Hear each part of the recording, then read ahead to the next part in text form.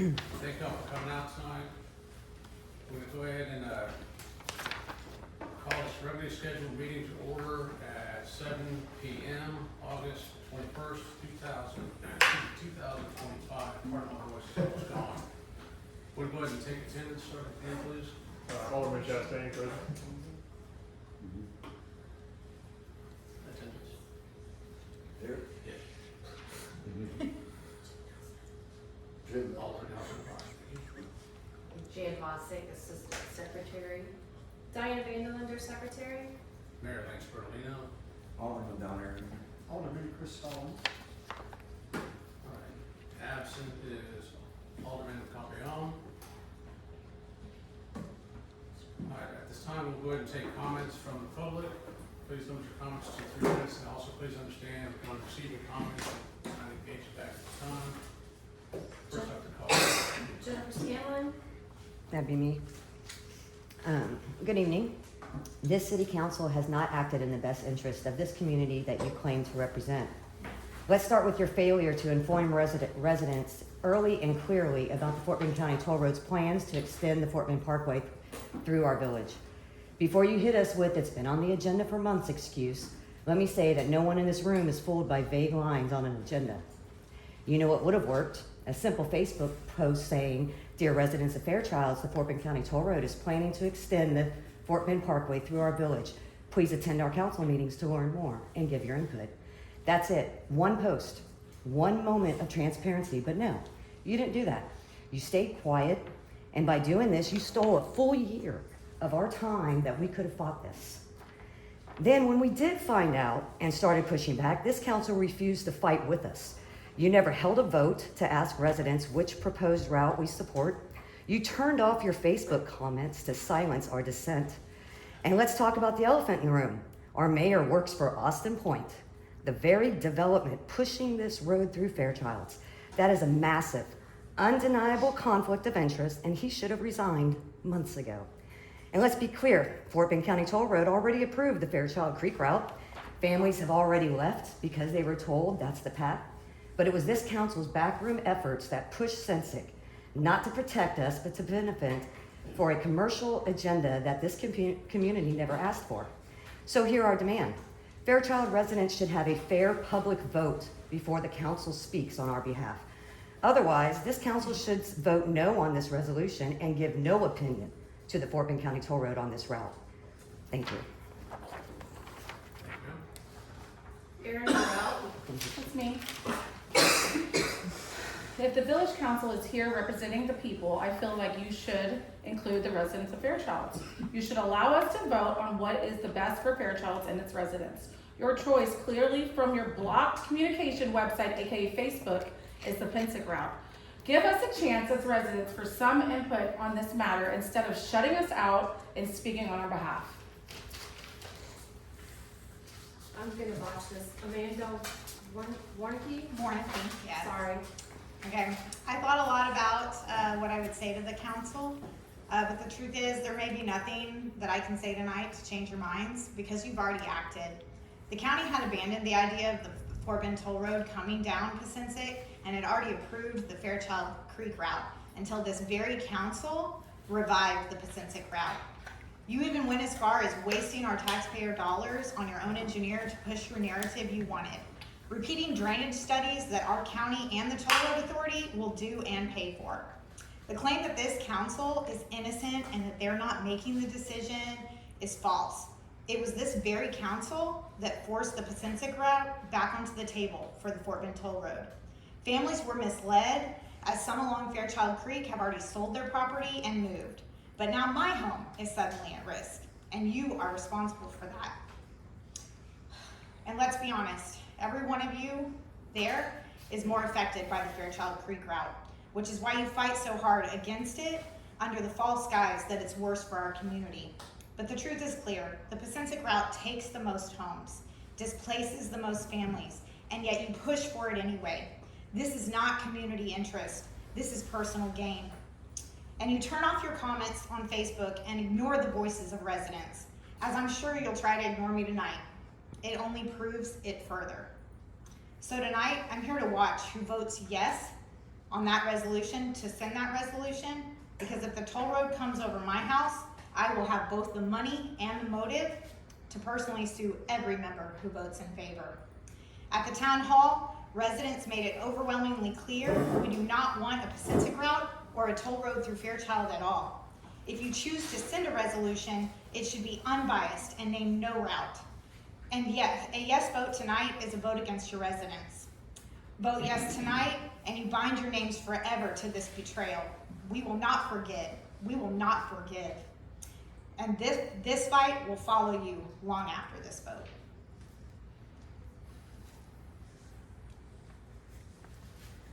Pam Moss, I don't have anything to say because these young ladies have said it all, but I do have something I need to pass out just for people, just to know who is representing us. I don't appreciate some of the things that have been said. These are for further reading later time. Sure. Would be good. Sure, I've got plenty. I've got plenty. I have plenty. You don't have to read it now because I know it's important. Sure.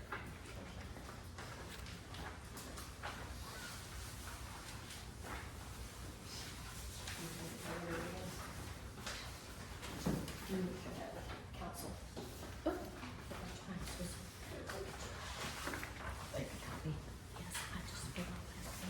No, it's okay. It's okay. Give it to me. I've got one out in the car. Okay, later.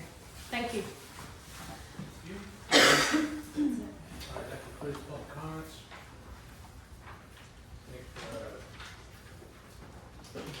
For your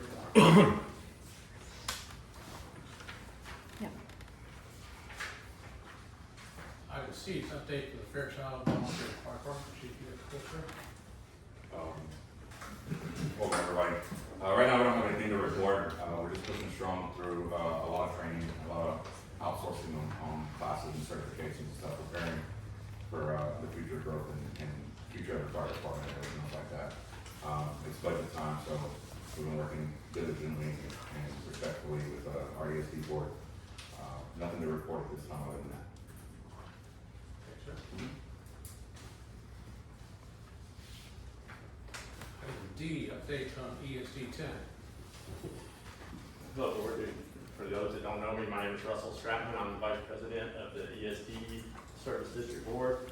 Not a whole lot going on with us right now. Thank you all budget time.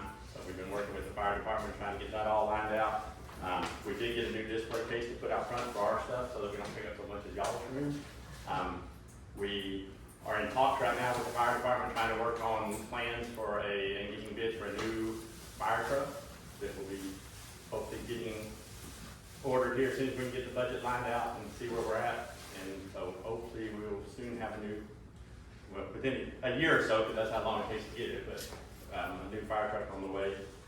We did adopt the new tax rate for this year, which it did go down a little bit from 10% or 10 cents on the dollar. It's now 0.096. You may not see a whole lot of difference in your ESD tax because of the truth in taxation is offsets the rise in cost of your property values, but it'll keep it to where at least you don't pay any more than you did the last year or so. But other than that, that's all we got. Thank you. All right, item E is discussion possible action regarding the approval of the minutes for the incorrectly stated May 15th, 2025 regular meeting. It should be July 17th, 2025 meeting. Questions about those minutes? Have any questions? Make a motion to approve minutes. Second. All in favor? Aye. Motion carries unanimously. Thank you. Item F, discussion and possible action regarding the approval of the financial reports.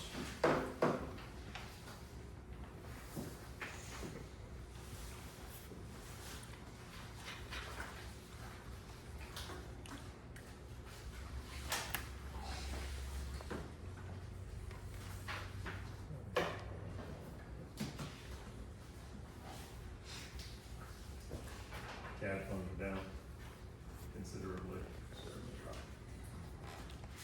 Didn't have any other comments on?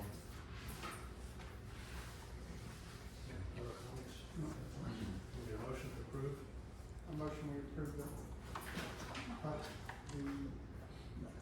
financial reports. All in favor? Aye. Motion carries unanimously. Item G, discussion and possible action regarding a potential application on behalf of the Village of Fairchilds to the General Manager's Office's Resilient Community Program. So this is one of the first programs we're probably gonna approach. This is one of the no-match programs. It's anywhere from $200,000 to $300,000 with no input from us. The idea would be we put an RFP out for a grant writer. And it's a catch what you kill kind of program where they put it out for 200 to 300 depending on what we decide, and then they take a component piece of it, 8 to 15%, whatever the choose on the RFP. The next round of funding for these starts in January, so it'd be a good place to kind of RFP and enroll the grant writing program.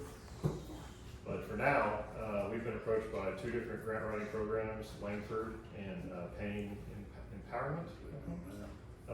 Both are looking to help us get the RFP process going, which is kind of an interesting deal. So we may want to at some point talk to both of them or go to executive session to figure out who and how we're going to approach it. But ideally, if we put the grants in January, they make the awards in April, and we'll have an extra $200,000. This is mostly focused on comprehensive planning efforts. So we have the one plan now. They would basically take that and beef it up and look at land use planning, incorporating all the reports we're about to talk about for master drainage plan, wastewater, water source, all that stuff. Major thoroughfare plan, if we ever want to do that, all that would go into this, what these funds would be used for. And these funds are kind of like putting projects on the shelf. So the larger grants that do have a match later, we can pull those projects off and slip them into those grant applications each time, once put on the board and get those ones out, their big programs.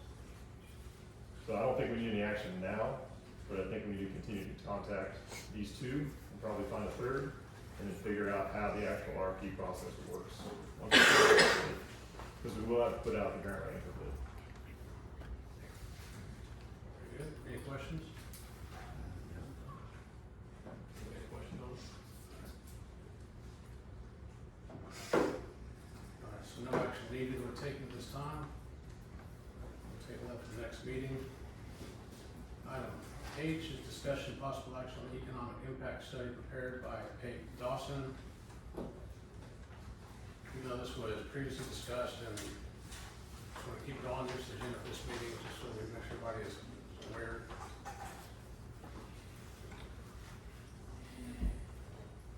I think the report's final. I don't think anybody has any extra. If it's final, then we can make a motion to approve as is. All right, I think it's just important that the public is aware that Fairchilds has been performing studies to try to guide the growth that we're facing. So we wanted to make sure it's on here, so that's in case the council members wanted to continue to discuss it any further. All right, there's no further discussion, no action taken. Do we have to approve it, take it off the agenda? Yeah, you want to move it off the agenda, that's fine. Yeah, I'll make a motion to approve the report. I'll second. All in favor? Motion carries. Report is approved unanimously. Thank you. Item I is discussion possible action regarding the master drainage plan being prepared by Dave Dawson. Did you all have a chance to review? There's a lot here. Yeah. This is kind of like the economic impact study. If anybody has any comments, now's the time. We can get them incorporated by the next meeting, or if it looks good as is, we can go ahead and approve it. That's the other thing, once we approve these reports, they're for public dissemination. So we can post them and all that kind of stuff. Any questions on the figures? Remember, this is all preliminary at this point. These aren't the locations. These are just what is recommended based on the current models for mitigation, right? Is it, one of the things is, it doesn't say what step 1, 2, 3 is. in Yeah. this. Because it could be any of them or all of them at the same time. Just depends on the grant, depends on where the funding comes from. The county tells us we have $100,000 for channel improvements, or we have $100,000 to put a detention basin in, or we get GLO funding for basin, but not for siltation, right? Just depends. It's kind of like, these are all the recommendations, pick and choose which ones work based on where the funding comes from.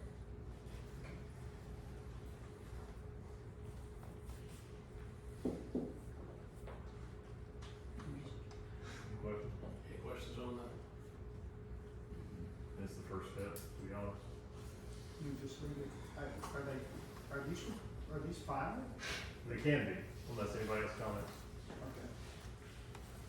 This one can be, the next one, or the item number N is not final yet.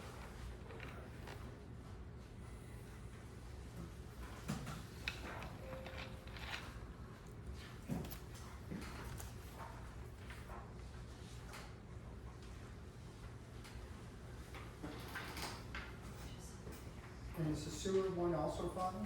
No, not yet. Just the master drainage plan. The drainage plan is also very important, just for the public's knowledge as well. It's, we're very aware of all the flooding issues and drainage issues throughout all of Fairchilds.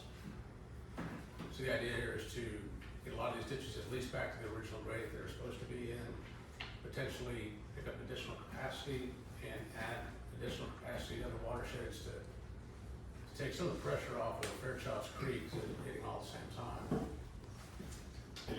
Get into, if it's adopted, we can publish these studies, so it's draft or just that. Hope they're adopted by council today, we can publish these and continue the discussions as we're trying to improve drainage throughout this whole region.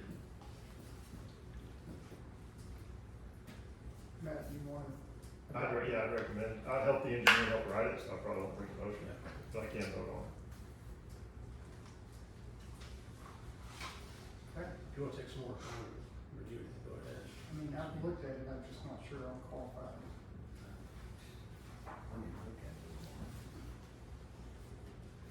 I mean, it looks good. Can we just table it for, That way the council will show you, if you're not, if you want time to study it, you understand. Table the next one. All right. So if I make a motion to table, yes, I'll make a motion to table, Yeah, we'd like to see that. approval of the master drainage plan for one meeting. I say, did you want? You said that. Okay, good, second to Don. All in favor? Our motion carries the table, thank you very much.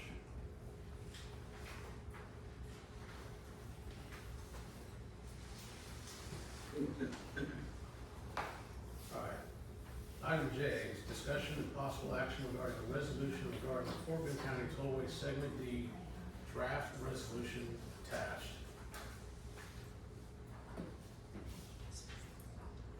As we get into this, I'm gonna just provide some context with it. Eric, I wanna read some notes out for everybody here. Pardon my voice, almost gone today. As everybody knows, growth is already here. At last count, there are around 16 subdivisions in this area. Some of them are very, very large. Got Austin Point, which, to be clear this record, I do not work for Austin Point. I work for a builder that is building in Austin Point, and I'm not gonna be in that subdivision, just to clear that up. But it is a large subdivision that does impact this region. You've got the George Foundation's divestment of all of their land going to Johnson Development. That first phase is called the George. There's obviously right in our backyard, that's Lamar's Esperanza on FM 361. There's already Bostic Meadows that we already tried to find initially. You've got Bostic Point on the other side. That's just right in our backyard with more to come. It's our duty to try to get ahead of this as much as we possibly can, hence all the studies that we're doing here. So that's what we've been doing, is trying to conduct all these non-biased studies conducted by professional engineering firms. We've been very sensitive in trying to ensure that there's no conflicts of interest in regards to these things, so they are unbiased. We're just trying to gather data, right? So careful and considerable efforts to study the numerous impacts of the proposed Fort Bend County toll road were performed. None of us want a tollway. The roadway is happening, and the county is continuing the progress on it either with us or without us. People will be displaced from their homes. They're gonna be displaced from their land. It's already been determined there is no alternative route, such as the north of the Big Creek route. We have a responsibility to mitigate as much and as many of these negative effects as possible on a Fairchilds wide scale, just limited to the tollway corridor. As many of us know, there are existing drainage and flooding concerns for the entirety of Fairchilds, so we conducted a drainage improvement study through our engineering firm, Bay Dawson, as discussed tonight. This tollway project compounds this issue, but it also presents an opportunity to improve all of Fairchild's drainage. The county is considering using the Big Creek watershed to keep the water away from Fairchilds Creek. At the same time, they're exploring ways to add capacity to our existing channels as well as regional detention. The Psencik route allows for the most opportunity to run water towards Big Creek.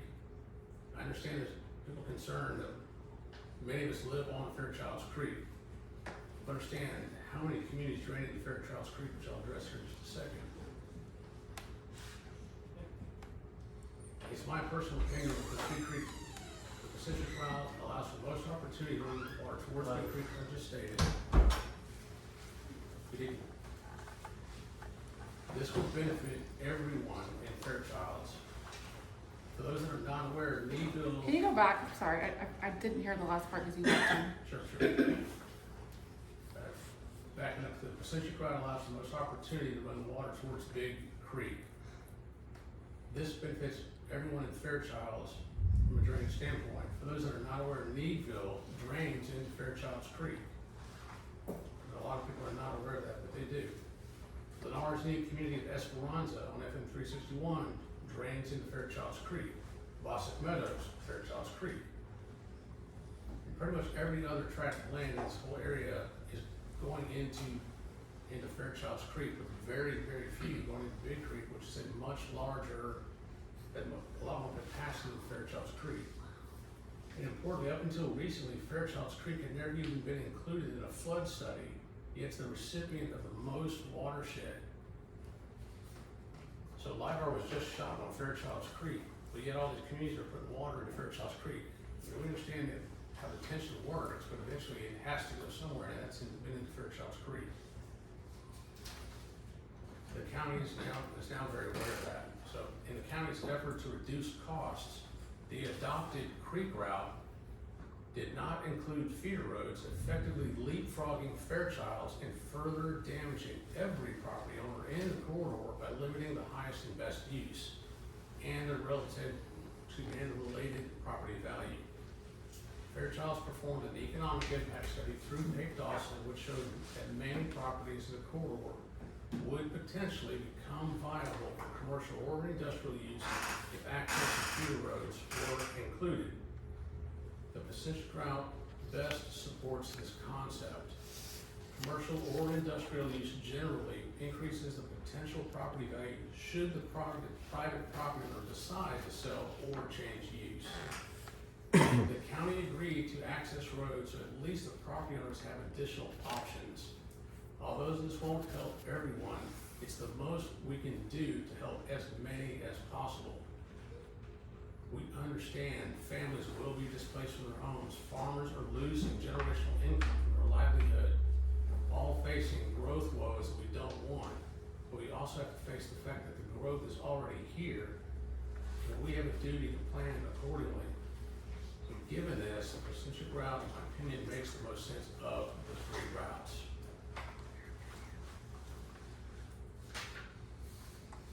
So let me read this whole resolution here, so bear with me for a small time.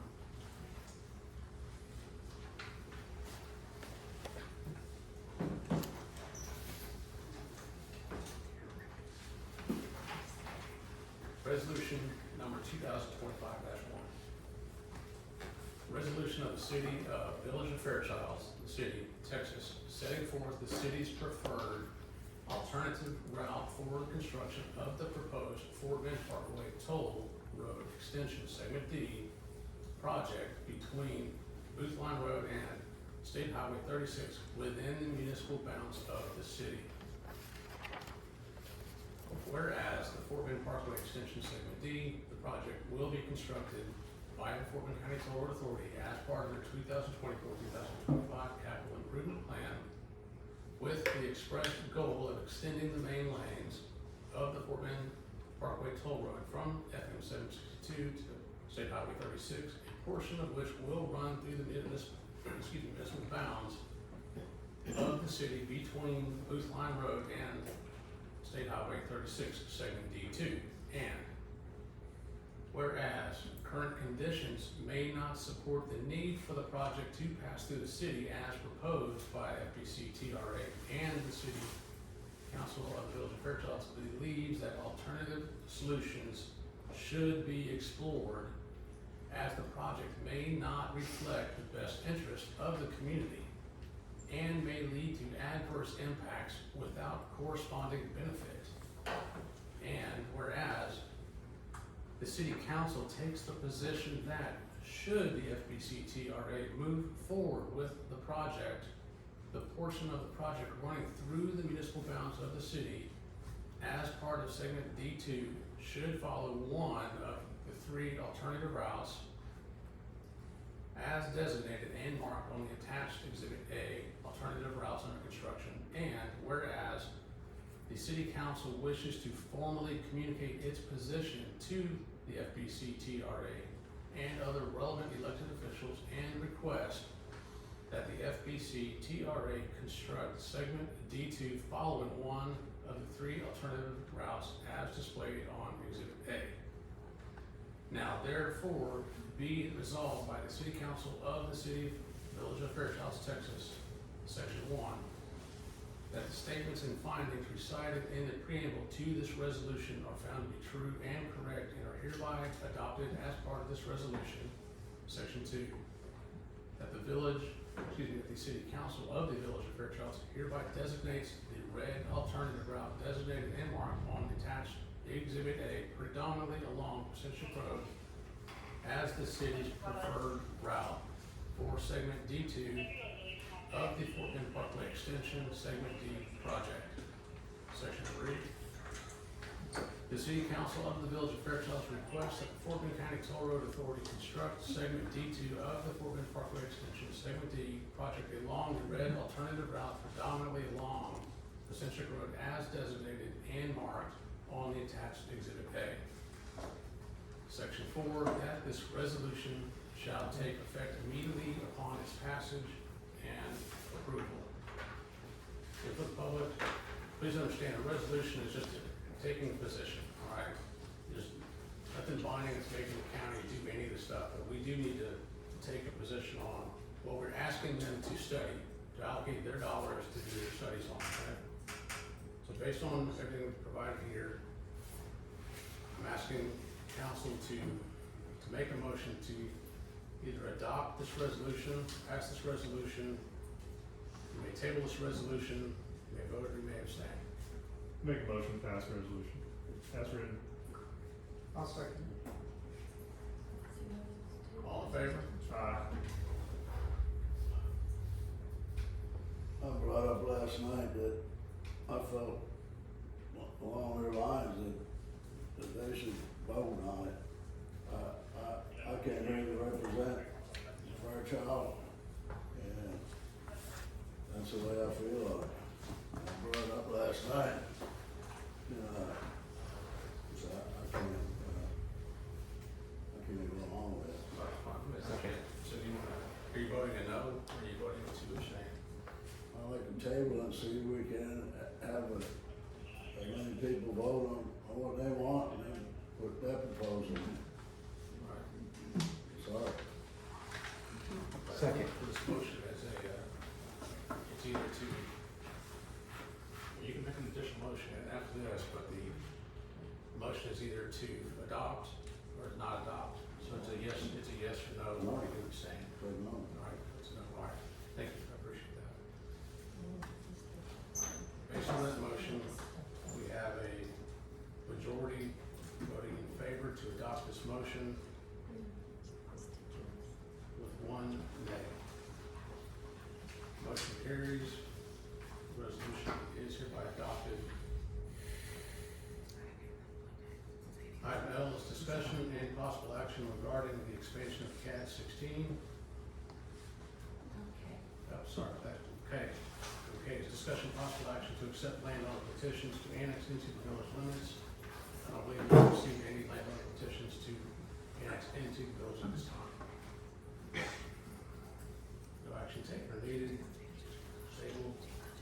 item L, discussion of possible action regarding the expansion of CAD 16 as County Assistance District 16.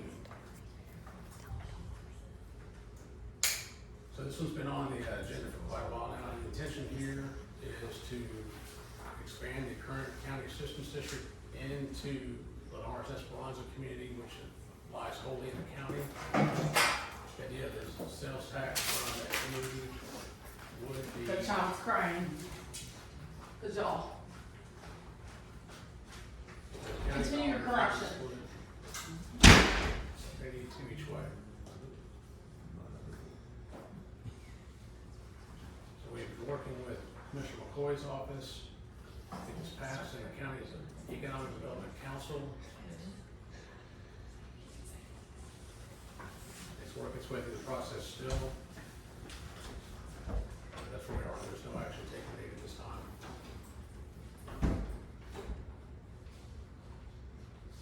Item M, discussion of possible action for the special election of sales tax. Again, we left this on here. We left this on here just to keep the public informed that we do want to make the public aware that our sales tax option did not pass the first go round. ESD 10 is also going to request sales tax at this November's election. At our next opportunity, we do intend to back up to the public. As you can see, we're working towards drainage improvements and road improvements. That's where we take care of those funds to the public building. So no action needed to take this time. Table that as well. Any other discussion from members of council on that? All right, thank you. Fantastic. Item N is discussion of possible action regarding the wastewater and water source planning study being prepared by Odyssey Engineering. So, still in draft, there's no actual report yet. We're a little bit behind on it, but we do have some pretty decent cost estimates and some pretty good layouts that we can review. And that's really the meat of the report. At the end of the day, it's just like the drainage report, figuring out what may work, putting it on paper, and allowing that to kind of guide any type of funding sources we can find, right? So just because the maps that y'all see show a wastewater plant here or here, does not mean that's where it's gonna be. That's just the idea for now. Same with the pipe layouts, the force mains, any of the water piping, all that stuff right now is still very preliminary. This is just, if you could design it, what would it look like, right? That kind of stuff. So, we do have our engineer here, if anybody has any questions for him. There's a lot of construction costs in there as well, you know, with the different options we have.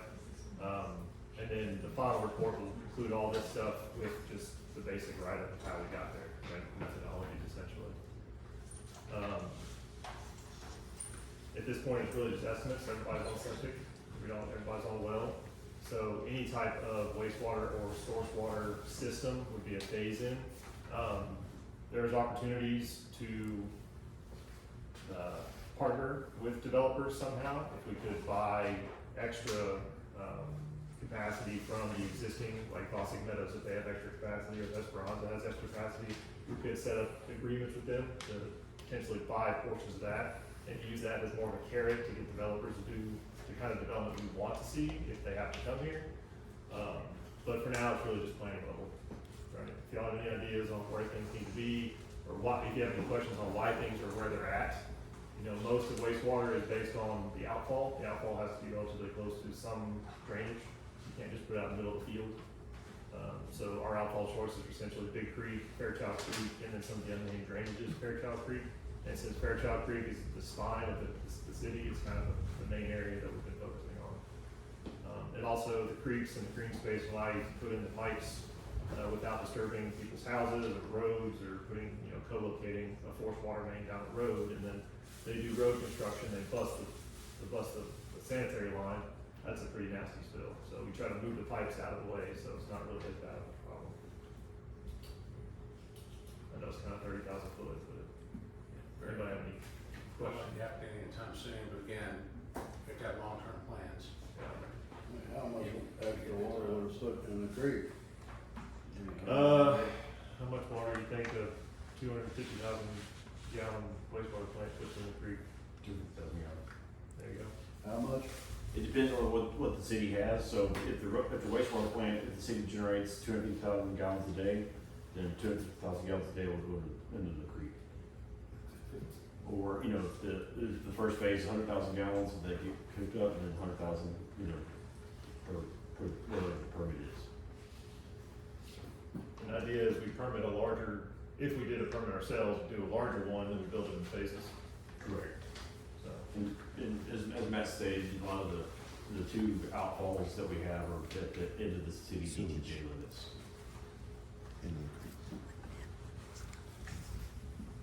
There's benefits to that too, from the fire department standpoint. We could have hydrants everywhere, which would improve ISO rating, theoretically bringing down insurance costs. Then there's the public water side as well. Again, it's expensive, very long term, just planning level won't make this time, but any discussion, well, yeah, so to give you, for instance, like 200,000 to 2 million to 5 million package plants are what, $2.5 to $3 million. It depends on, you're looking probably, we've seen bids come in, you know, about 20 a gallon. Oh, there you go. How much per gallon? $20 a gallon. So 500,000 gallons times 20 is, that's the kind of cost that goes into this thing. It's crazy. Yeah, 10 years ago it was 13, 14, it was just costing double. And these people are coming, so we gotta figure something out. Otherwise, it's gonna be a patchwork. It's gonna be 1,000 MUDs all over Fairchilds like it is up in Houston. And MUDs are still the preferred route for developers. They love MUDs, because they have more control over MUDs. So if there's anything we can do to get them away from MUDs, we'll have more control, right? We'll have more say in the matter, which is what we're trying to get to. But I figure, maybe for now, take a look at them, have any estimate or have any questions, and we'll get, fill some questions between now and next meeting. Maybe the next meeting we can review the final and approve it. any questions, Tom? All right. And are these maps made public? So we can't unfortunately interact, but all the reports from the village, and this is actually a point of order on new business. I'll go ahead and go into this too. The village, I think we finally finalized our website. It's been pulling teeth to work with the designer, get everything correct. For the council, we're gonna be publishing the website probably in the next couple of weeks.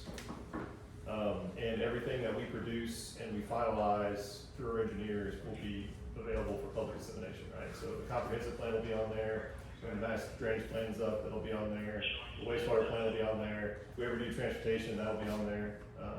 Any updates to the comprehensive plan will be on there, population studies, everything that we produce and we finalize through engineer will be published, so everybody can read. Also, all of our meeting minutes will be on there, all of our financial reports will be on there, agendas will be on there, going back forever, because as a village, we're required to keep things in perpetuity. So if we have it, it'll be posted, the plan should be. But it'll all be consolidated in the website. We'll probably stop using social media for a little while, just because it's not a very practical platform for municipalities. Everything will be focused on the website. But yeah, as far as the wastewater plant and wastewater or source water, I don't think we need much at the moment.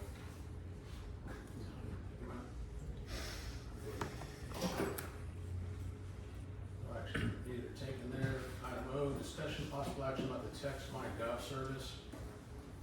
And one of the things we're talking about, trying to get more public outreach on, is a service available where it is what it sounds like, text service. So we could text out meeting dates, text out emergencies if there's trash pickup or delayed pickup, or if there's storm debris pickup, any of those kind of things that we need to get out to disseminate to as many people as possible.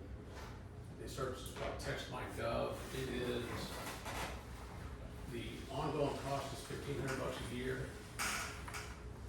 The first year is $2,000 because there's a $500 setup fee for that. But every year after that is $1,500.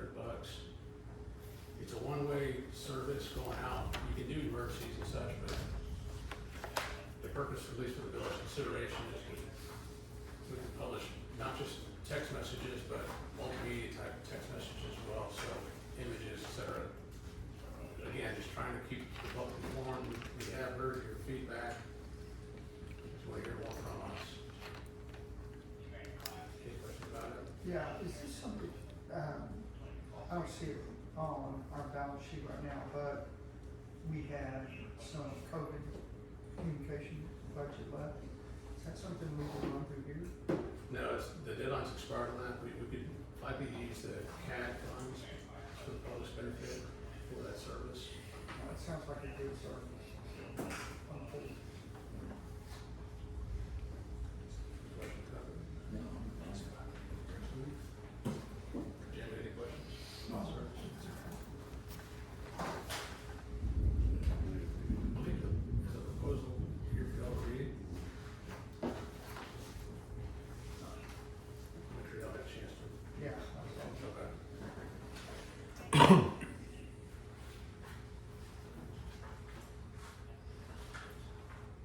Leave it up to y'all if you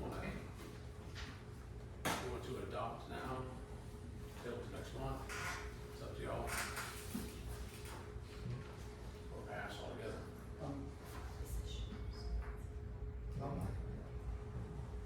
Yeah, I mean, it's a good service. There's a possibility to integrate the service to the website, so people can sign up on the website, and it enrolls them in that. Because the website will have the ability to report issues, right? It'll have a Dropbox, it'll have a sign-up form, it'll have, like I said earlier, all the records. So there'll be an integration, which will be nice. So it'd be like Centerpoint or the city of Rosenberg that they send out text messages like that? It'll be very, very integrated. Well, I say that not very, very integrated. It'll be integrated. You can sign up on the website. You can sign up via text message. So there'll be several different ways to sign up for it. It's relatively inexpensive. It's only $1,500 for the year, and it gives us 10,000 text messages. So if 500 people sign up, that's 500 every time we send something out. They have an emergency component to it as well, which allows you to send an emergency alert, which is actually funneled through FEMA, of all people. And then FEMA approves it, and then it's dispersed out because FEMA compares it to their emergency announcement. So, I mean, we can make a motion for right now to approve it. I'd be okay with that. I think it's 100,000 text messages. Is it 100? 10. It's 10. We can up the code if we need to. If we realize we're getting to the 5,000, we can go to, we can That's have a lot of that. questions, just space, so at least for the amount of out communication. Yeah, I'd entertain a motion to go ahead and approve it. Go ahead and try it out for a year, just see how it goes. A motion we approve it. I second. All in favor? Motion carries unanimously, thank you. All right. Item P is discussion and possible action to pay the bills.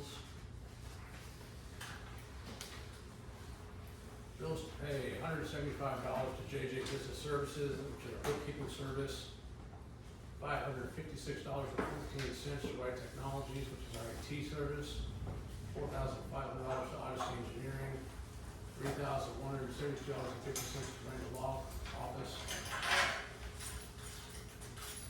$100 to RSIP, the Association of Rural Communities and Technical for membership.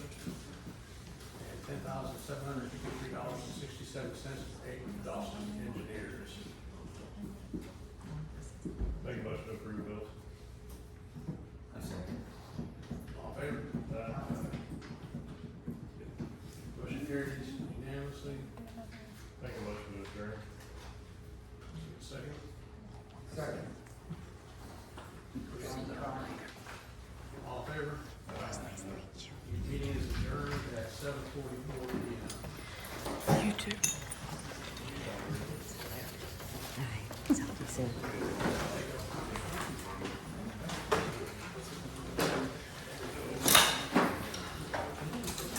No, just leave it.